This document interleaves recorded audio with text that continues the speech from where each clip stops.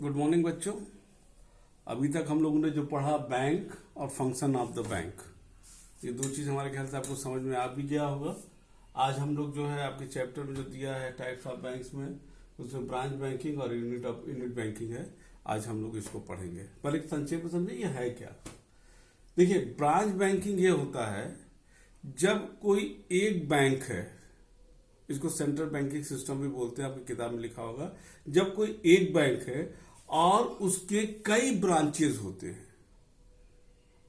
ठीक है ना, बात समझ रहे हो।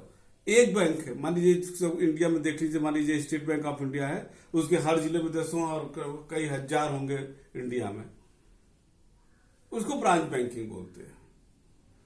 और यूनिट बैंकिंग का मतलब होता है कि एक बैंक, नो अदर ब्रांच, कहीं भी उसका कोई ब्रांच नहीं होगा, उसको हम लोग कहते हैं यूनिट बैंकिंग। एक ग्राफ के जरिए हम लोग बताएं, जैसे आप देखिए ब्रांच बैंकिंग क्या होता है। ब्रांच, अब ब्रांच बैंकिंग में मान लीजिए कि इंडिया में 3 बैंक हैं, ये ए, बी और सी, और हर एक के जो है 20 ब्रांच है।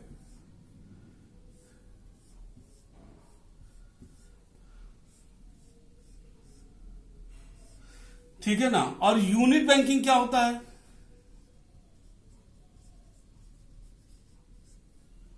ए, बी, सी, डी, ई, एफ, जी, या इस तरह सो, इसका कोई ब्रांच नहीं है।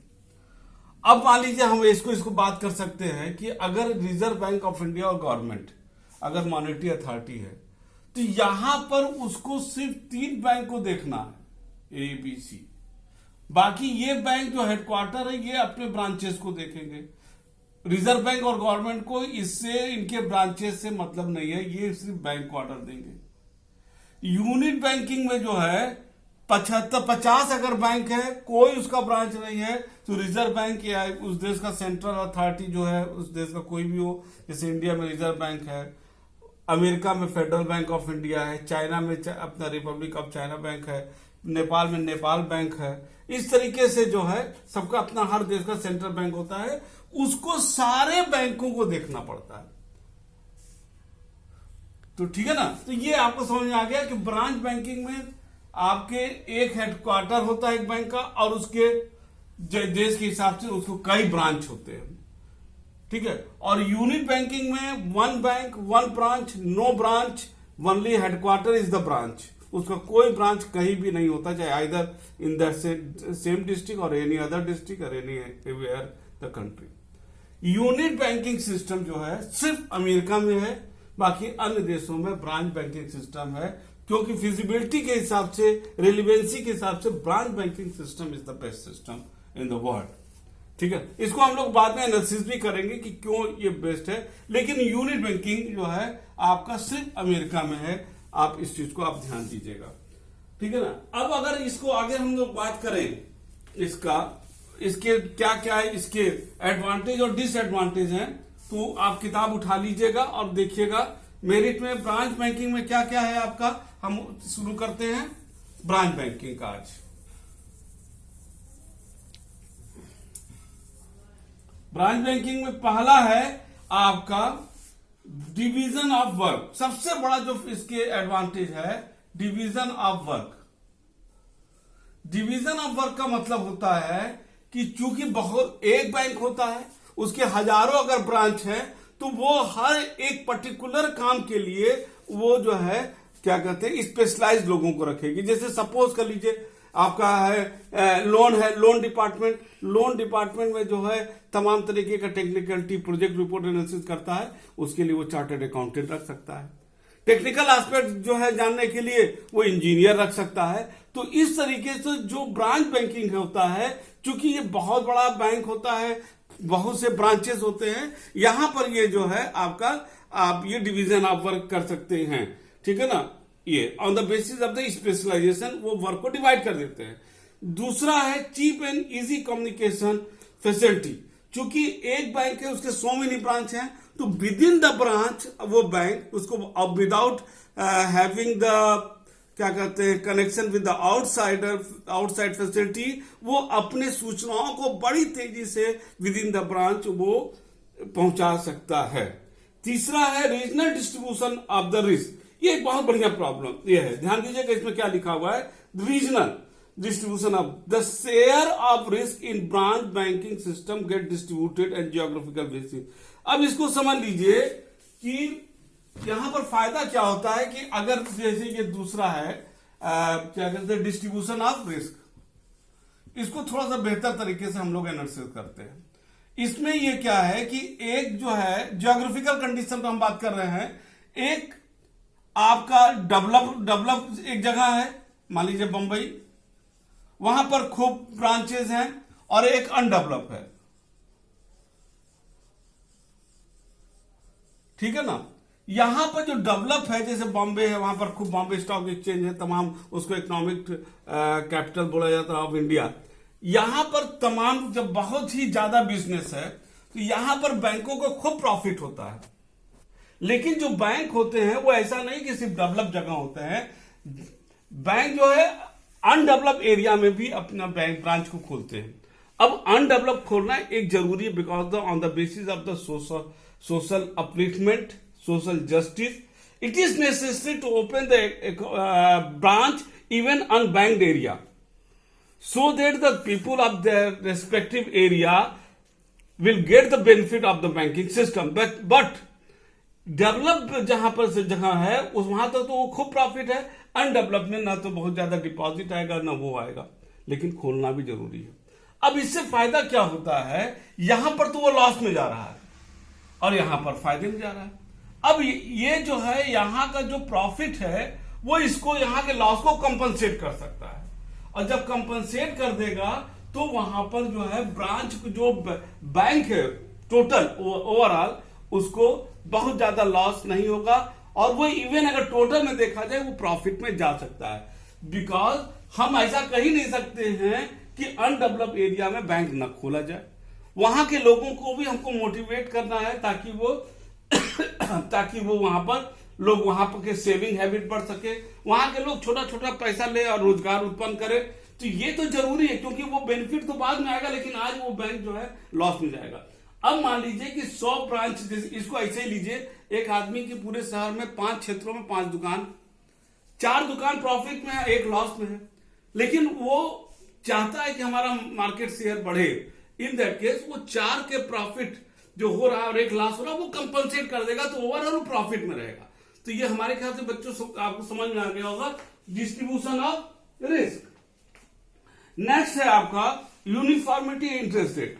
अब जो हेडक्वार्टर है जो इंटरेस्ट फिक्स करेगा, सपोज कर लिए उसने फिक्स किया 8%, अगर 8% वो फिक्स कर रहा है तो 8% जितने भी उसके इंडिया में ब्रांच हैं, चाहे वो डिपॉजिट पर है वो 8% देंगे, और अगर लोन दे रहा है तो 8% उससे लेंगे। पूरे इंडिया में ये चीजें उसको चलेगा। 5वां है saving in the cash reserve. जो इसका ध्यान देना, इसको बहुत इंपॉर्टेंट है, enough saving can be done in cash reserve in branch banking system. Every branch can pull on keeping cash reserve in minimum quantity and can demand. अब देखो हर bank को अपने पास कैश रिजर्व रखना पड़ता है। क्यों रखना पड़ता है? ताकि कोई भी व्यक्ति जब भी पैसा लेने आए वो पैसा उसको दे सके। अब हमारे पास इस बैंक के पास कई ब्रांच हैं, उसको कम रखना पड़ेगा, क्योंकि मान लीजिए कि एक ब्रांच में ज्यादा कैश मांगने आ गए तो तुरंत दूसरे ब्रांच से वो पैसा मंगा सकता है।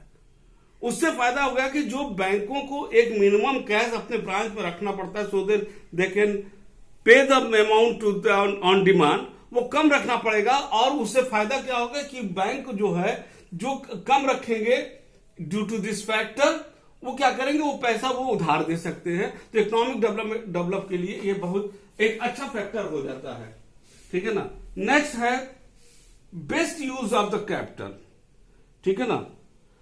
अब यहां पर जो क्या है देखो, इसमें दिया है the bank can make more proper use of the capital in branch banking system. The capital of these branches in branch banking which has no proper scope of investment can be sent easily to branches where. अब ध्यान देना, यहां पर वही चीज आया है जो हमने पॉइंट नंबर 3 में बोला था, रीजनल डिस्ट्रीब्यूशन। अब जैसे आप समझ लो ऐसे दुकान है, दुकान किसी व्यक्ति के 4 है, 4 दुकान है, ठीक है ना। अब उस 4 दुकान में जो है, अब उसका 4 दुकान है यहां पर, इसको ब्रांच लीजिएगा, एक बैंक वो है। अब मान लीजिए कि यहां पर उसको खूब डिपॉजिट हो रहा है, ये क्या हो रहा है, डिपॉजिट यहां पर, ठीक है। और यहां पर जो है डिपॉजिट, नो डिपॉजिट, यहां पर नो डिपॉजिट, यहां पर उधार ज्यादा मांग रहे हैं लोग, ठीक है ना। अब यहां डिपॉजिट है तो उसको इंटरेस्ट देना पड़ रहा है। अगर एक ही ब्रांच होता तो डिपॉजिट पे इंटरेस्ट देता और वो उधार ना देता तो बैंक फेल कर सकता। अब वो क्या करेगा, यहां का जो डिपॉजिट है, जबकि यहां डिपॉजिट कम आ रहा है या नहीं आ रहा है, वो पैसा बड़े आराम से यहां ट्रांसफर कर देगा और यहां उधार दे देगा। तो चूंकि बैंक एक है, तो बैंक एक है, सिर्फ उसका जो है आपका ब्रांचेस अलग अलग है, तो यहां पर bank can better utilize their investment, their capital, their fund into those branch where there is a less chances of deposit, there is less chances of deposit, and thus वहां पर वो बेहतर तरीके से वहां कर सकता है। उससे क्या होगा कि बैंक जो ओवरऑल एक प्रॉफिटेबिलिटी में बैंक चलेगा। हमारे ख्याल से ये भी आपको बेहतर तरीके से समझ में आ गया होगा, ठीक है ना। नेक्स्ट है आपका 7वां, contact with the bank with vast area of the country. अब वो बैंक जो है वास्ट, इसका मतलब क्या हुआ, पॉइंट नंबर 7 का, इसका है कि हमारा एक बैंक गोरखपुर में भी खुला है, दिल्ली में भी है, बॉम्बे में है, गुवाहाटी है। ये बैंक अलग अलग कल्चर, अलग अलग जियोग्राफिकल एरिया, अलग अलग इकोनॉमिक कंडीशन वाले एरिया, अलग अलग परिवेश वाले सोसाइटी में अलग अलग जानते हैं। तो ये ऐसे ब्रांच जो है वो उनका एक स्कोप जो होता है देश का, सोसाइटी में, वो बहुत ज्यादा बढ़ जाता है और वो हर राष्ट्र के हर एक सेक्शन से वो कनेक्ट हो जाते हैं। अब चूंकि ये बैंक बहुत बड़े हैं, इनके यहाँ फंड भी है, प्रॉफिट भी ज्यादा होता है, उसका परिणाम होता है ये अपने कर्मचारियों को अच्छा तरीके से उनको ट्रेनिंग भी दे सकते हैं ताकि उनका ग्रोथ और डेवलपमेंट हो। अल्टीमेटली वो बैंक को ही फायदा करता है। नेक्स्ट है आपका saving from all in effect of the personal friendship and local relation. ये एक बड़ा अच्छा पॉइंट है। चूंकि so many branches are there, तो एक ब्रांच का आदमी दूसरे में ट्रांसफर होगा, तीसरे में, चौथे में, वो इंडिया में कहीं भी ट्रांसफर होता रहता है, अधिकारी वर्ग में होता है। उससे फायदा क्या होगा, अगर मान लीजिए कि किसी एक ब्रांच में किसी का बहुत ज्यादा लोगों से, डिपॉजिटर से अच्छा रिलेशन डेवलप हो रहा है, ये एडवांटेज डिसएडवांटेज दोनों में भी आएगा। तो वहां पर यहां पर क्या होगा, डेवलप हो रहा है तो हो सकता है कि वहां जब पर्सनल रिलेशन डेवलप हो जाता है तो वहां पर वो जो है गलत काम भी हो सकता है। लेकिन यहां पर क्या होता है कि अगर पर्सनल रिलेशन डेवलप हो रहा है, जिससे होता है कि तुरंत अगर ट्रांसफर हो गया उसका, तो जो एक इस टाइप की संभावना रहती है वो खत्म हो जाएगी। मान लीजिए आज गोरखपुर में कोई ब्रांच मैनेजर था, अब वो पुणे चला गया, अब यहां पर जो अब दूसरा आएगा तो दूसरे से जो कि यहां का डिपॉजिटर, वो फिर से रिलेशन डेवलप होगा। तो वहां पर जो गलत काम करने का, जो फ्रॉड करने का अदर तरीका जो हो सकता है, वो मिनिमम रूप से खत्म हो जाएगा, ठीक है ना। तो ये था बेटा आपका ब्रांच बैंकिंग सिस्टम। और कल हम आपको जो है, आज एडवांटेज हो गया, कल हम आपको डिसएडवांटेज और यूनिट बैंकिंग सिस्टम हम आपको बताएंगे। इसमें एक चीज और बोलना चाहेंगे आप लोगों से, ये क्लास चल रहा बहुत अच्छे तरीके से चल रहा, मुझे खुशी भी है कि आप लोगों की अच्छी कमेंट भी आते हैं और जिसको हम लोग देखते हैं। इसमें हम ये कह सकते हैं कि आप सीधे सीधे चाहो इस क्लास के अलावा भी जो है हमारा एक अलग चैनल है, उसको भी आप सब्सक्राइब कर सकते हो, देख सकते हो। उसमें और भी तमाम अच्छी अच्छी चीजें आपको मिलती रहेगी और आप उसको जाकर, हमारे नाम से है, उसको आप सब्सक्राइब भी कर सकते हो, ताकि इस क्लास के अलावा भी जो अदर चीजें हैं वो भी आपको जानकारी मिल जाए। अब अगले क्लास में हम इसका डिसएडवांटेज और यूनिट बैंकिंग सिस्टम क्या होता है उसको हम लोग देखेंगे। Thank you.